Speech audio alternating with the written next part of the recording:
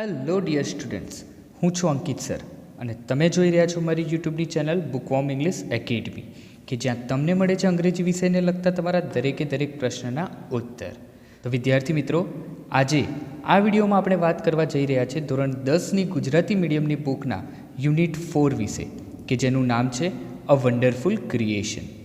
તો વિદ્યાર્થી મિત્રો, વિડીયોની શરૂઆત કરતાં પહેલાં તમને એ જણાવી દઉં કે ટેક્સ્ટબુકમાં આવતા લગભગ દરેકે દરેક પ્રકારના અગત્યના શબ્દો અને તેના અર્થ તમને આ વિડીયોમાંથી જ મળી રહેશે. તો આશા રાખું છું કે તમને આ વિડીયો ખૂબ પસંદ આવશે. તો ચાલો આજે કંઈક નવું શીખીએ.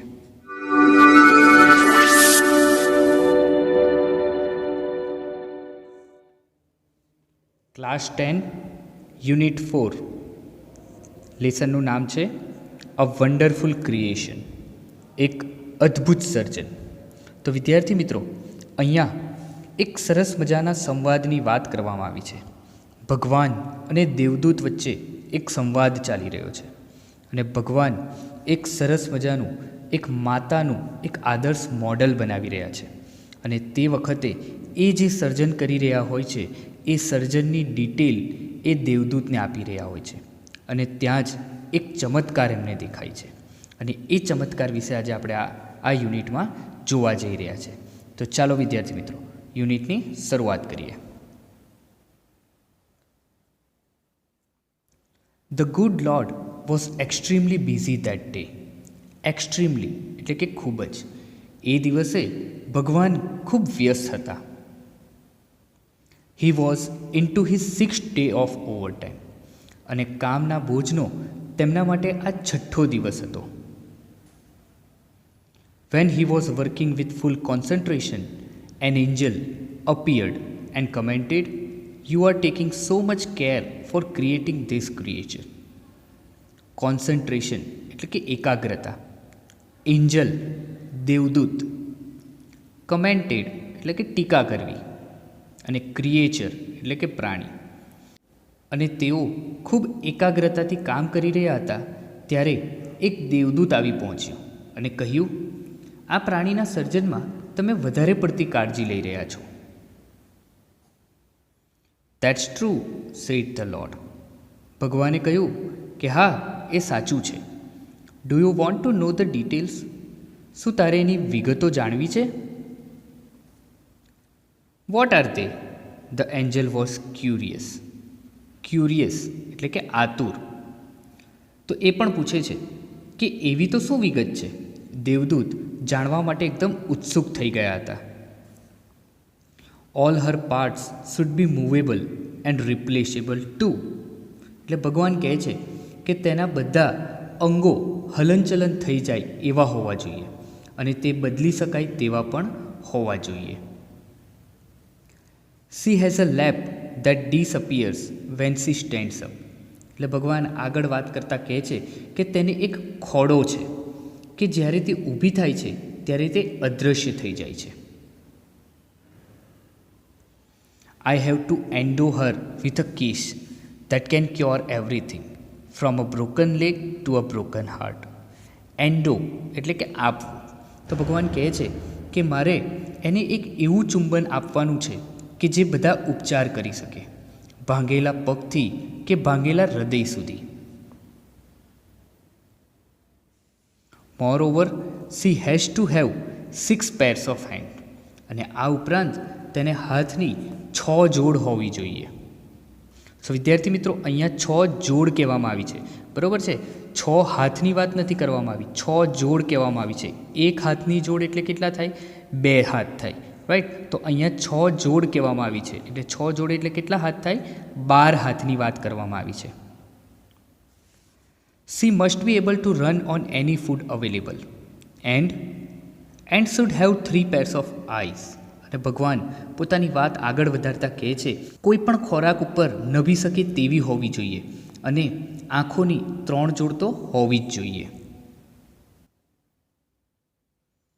The angel shook his head slowly and said, "A mighty impossible task, I suppose." Mighty એટલે કે બહુ મોટું અથવા તો બહુ ભારે. સપોઝ એટલે કે ધારવું. દેવદૂત ધીમેથી માથું હલાવે છે અને કહે છે, મને લાગે છે કે આ તો ભારે અશક્ય કામ છે. 6 pairs of hands? No way. હાથની 6 જોડ? આ તો સંભવ જ નથી. No, these hands are not a problem for me. એટલે ભગવાન કહે છે કે ના, આ હાથની મને કોઈ સમસ્યા નથી. It is the 3 pairs of eyes that the mothers have to have. Lord looked puzzled. Puzzled એટલે કે મૂંઝાયેલું હો. એ કહે છે ભગવાન એકદમ મૂંઝાયેલા લાગતા હતા અને એ કહે છે કે માતાઓને આંખોની 3 જોડ હોવી જોઈએ, એ સમસ્યા છે. Oh, so you are creating a standard model of a mothers? Standard એટલે કે આદર્શ. એટલે દેવદૂત એકદમ રસ સાથે કહે છે કે અરે, એનો મતલબ તો એમ થયો કે તમે માતાનું એક આદર્શ મોડલ બનાવી રહ્યા છો. But 3 pairs of eyes? What for? The angel got interested. હવે દેવદૂતને વધારે પડતો રસ પડે છે એટલે એ કહે છે પણ આંખોની 3 જોડ એ શા માટે? 1 pair that sees her children through closed doors. એટલે ભગવાન એને જવાબ આપે છે કે એક એવી જોડ જે પોતાના બાળકને બંધ દરવાજાની આરપાર જોઈ શકે. Another pair to look at the children and say, I understand and I love you without uttering a word. અને બીજી એક એવી જોડ કે જે શબ્દ બોલ્યા સિવાય બાળકને જોઈને કહે, હું સમજું છું અને હું તને પ્રેમ કરું છું. And the third pair to see all secret things without opening them. Secret એટલે કે ગુપ્ત, અને આંખો ખોલ્યા સિવાય ત્રીજી જોડથી બધી જ ગુપ્ત વાતોને જાણી શકે. Lord requested the angel, please go to bed. Do not take so much trouble in a single day. એટલે દેવદૂત ભગવાનને વિનંતી કરે છે કે હે ભગવાન, કૃપા કરીને સૂઈ જાઓ, એક જ દિવસમાં આટલો બધી તકલીફ ન વેઠો. I cannot, he refused. એટલે ભગવાન એમને ના પાડે છે અને કહે છે કે હું સૂઈ ન શકું. I have almost completed the work. મેં લગભગ કાર્યને પૂર્ણ કરી નાખ્યું છે. I have put the best of my ideas into this model. અને મેં આ મૂર્તિમાં મારી શ્રેષ્ઠ કલ્પનાઓને કંડારી છે. Now this mother will heal herself when she is sick. Heal એટલે કે સાજું કરવું. હવે આ માતા જ્યારે બીમાર હશે ત્યારે તે પોતાની જાતે જ સાજી થઈ શકશે.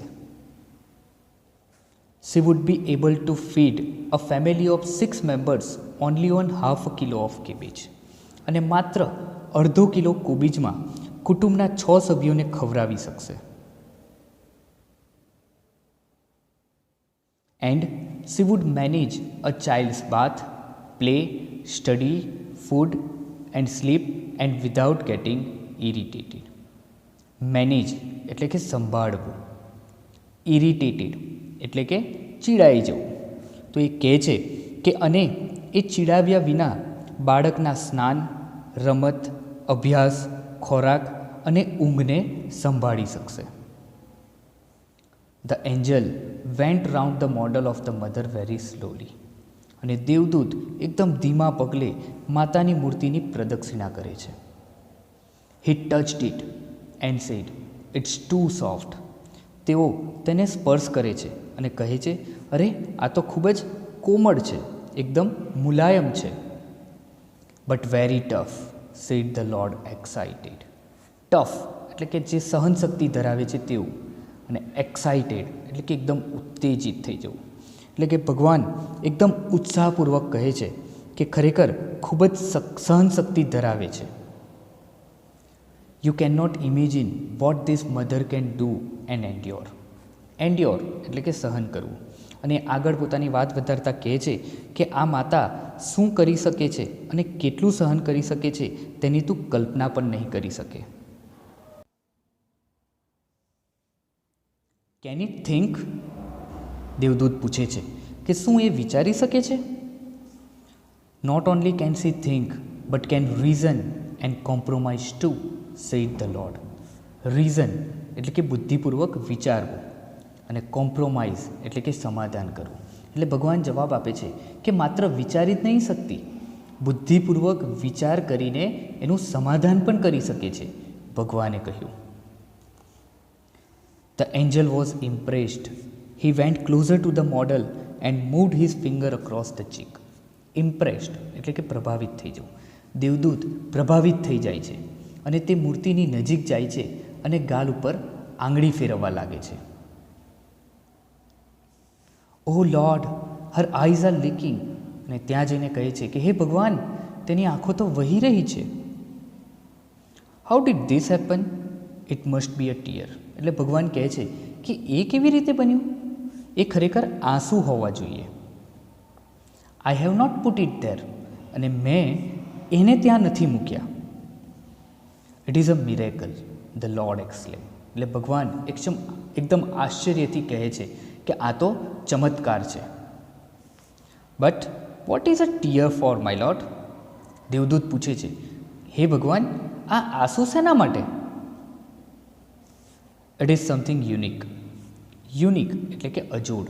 એટલે ભગવાન કહે છે આ તો એક વિશિષ્ટ વસ્તુ છે. Maybe it is for pain. કદાચ પોસિબલ છે, સંભવ છે કે એ દુઃખ માટે હોઈ શકે.